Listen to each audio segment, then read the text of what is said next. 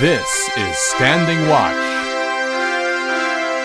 And now, evangelist Norbert Link. Greetings everyone, and welcome back to our Standing Watch program.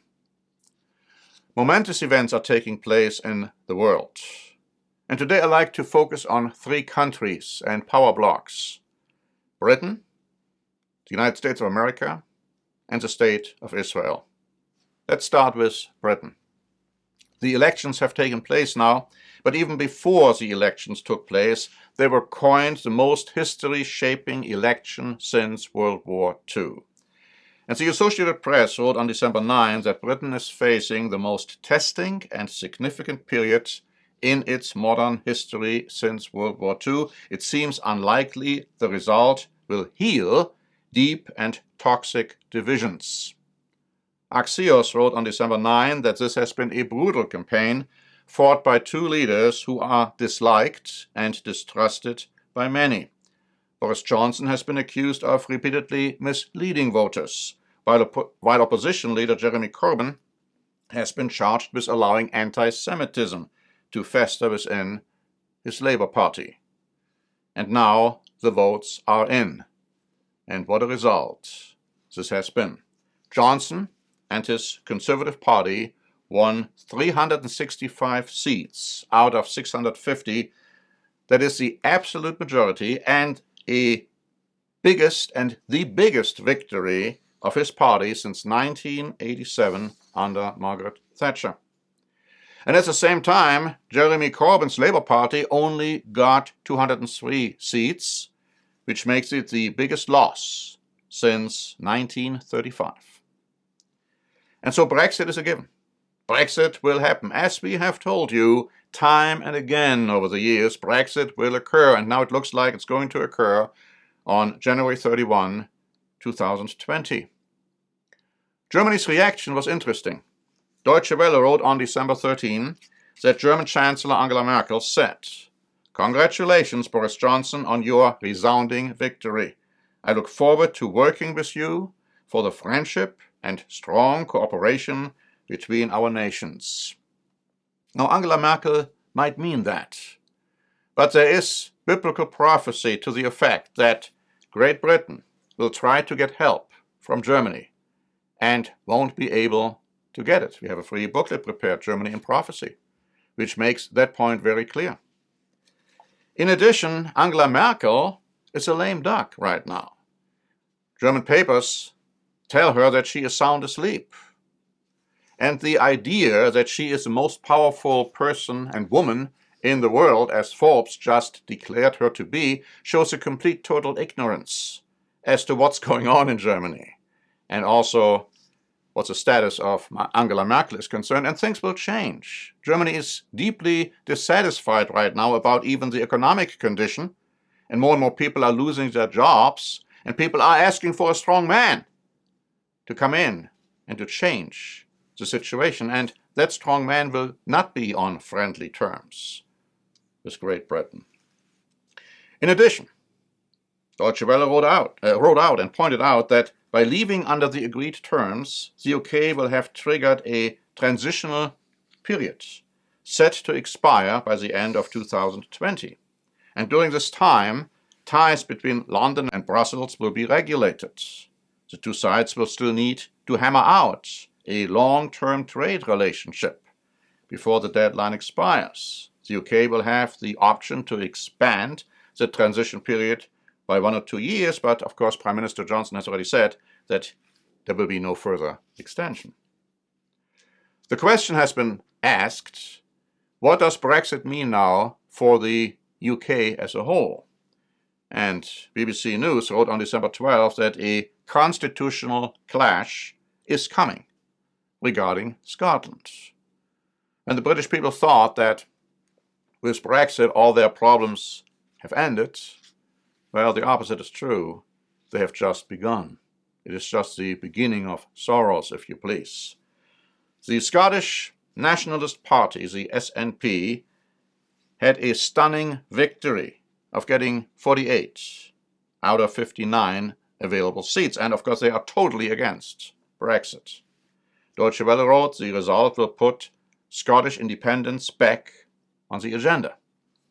And there's also a strong movement for independence from Britain in Northern Ireland. Deutsche Welle wrote on December 13 that Irish nationalists outperformed pro-British Unionists in Northern Ireland for the first time since the partition of Ireland in 1921. The result favoring the Irish nationalists will likely throw the Union into question, and for some even into doubt. And then, as Bild Online reported recently, there is also a strong movement in Wales for independence.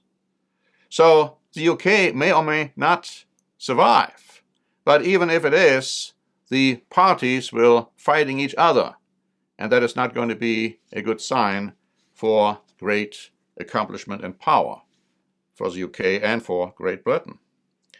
It's interesting that parallels have been pointed out between what is happening in Great Britain right now and what is happening in the United States right now. Piers Morgan of the Daily Mail wrote the following on December 13. Make no mistake, the lessons from this election carry extraordinary pertinence for next year's US election. Like Donald Trump and his Make America Great Again mantra in 2016, Boris Johnson won with one very simple message that he rammed home every minute of every day of the 6-week campaign, Get Brexit Done. Like Democrats after Hillary Clinton lost to Trump, the Remainers would not accept the result of the 2016 referendum and have spent the past 3.5 years screaming their heads off about how unfair it all is and demanding another vote.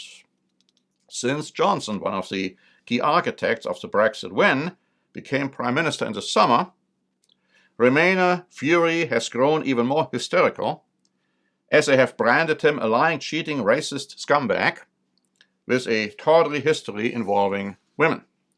And they have mocked all his supporters as thick, racist morons who are just too stupid to know what they are doing. Sound familiar? For Boris, read Trump. For Brexit, read the 2016 election. And for Remainers, read Democrats. There was also another massive reason why Johnson won so big. And it was that his opponent, Labour Party leader Jeremy Corbyn, is a hardcore socialist. The clear takeaway from this UK election is that a radical socialist candidate against a populist opponent with a fervent base of support will fail. The sinister establishment-driven attempt to stop Brexit happening is not dissimilar to the current equally ill-advised Democrat impeachment move on Trump. If people think Boris Johnson's earthquake was big, just wait until the Senate acquits President Trump and he uses that victory to storm to re-election. And he's absolutely correct. This morbid desire of the Democrats to impeach Trump will utterly fail in the Senate. The charges will be dismissed, and Trump might very well be acquitted, and he is definitely going to win re-election. I mean, the Democrats have signed their death warrant. They are committing political suicide. The two charges, the two articles of impeachment they came up with, abuse of power and obstruction of Congress, are so weak that even left liberal professors of law are telling us they won't hold any water. But there is another interesting relationship, because we do have a providential friendship between Johnson and Trump and another person, and I'm talking about Benjamin Netanyahu. JTA wrote on December 12th, Benjamin Netanyahu may remain Prime Minister of Israel despite his indictment on corruption charges. Israel's Supreme Court said it was not practical to rule on the issue because a Prime Minister's resignation would bring about new elections, which are already scheduled for March 2. And during the run-up to the election, the court noted, the outgoing Prime Minister, i.e. Netanyahu, remains in his job. But not only until March 2, because as the Allgemeiner wrote on December 11, as caretaker premier, Netanyahu would remain in the post until a new government is formed, a process that could stretch months past a March 2 ballot if what is likely to be tortuous coalition building is taken into account. And so we have three interesting figures: Boris Johnson, Donald Trump, Benjamin Netanyahu.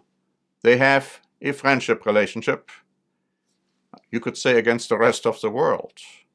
And so you have these three countries, the United States of America, Great Britain, and Israel, against the rest of the world. Why is that very important to understand? Well, as longtime viewers of our programs know, we have been teaching for many, many, many years that the ancient houses of Israel and Judah can be found today, insofar as the descendants are concerned, in countries such as Great Britain, the United States of America, and the State of Israel. The descendant of Ephraim, one of the two sons of Joseph, who was in turn a son of Jacob, also called Israel, can be found in Great Britain. And the descendants of Manasseh, the other son of Joseph, can be found today in the United States of America. And most Jews from the house of Judah can be found today in the state of Israel. And so you have these three interesting powers, and they work together, and that is prophesied. It is clearly prophesied because providential things have already occurred, and more will occur, in all likelihood, under those three leaders I just mentioned. And if you want to know more about that, we have prepared two free booklets, The Fall and Rise of Britain and America, and also The Fall and Rise of the Jewish People. And they go hand in hand with the booklet I advertised earlier on Germany in Prophecy. They're absolutely without charge and free for you, for the asking. So please do so. Keep alert, keep watching, and stay tuned to our programs. And until next time, this is another link for the Standing Watch program.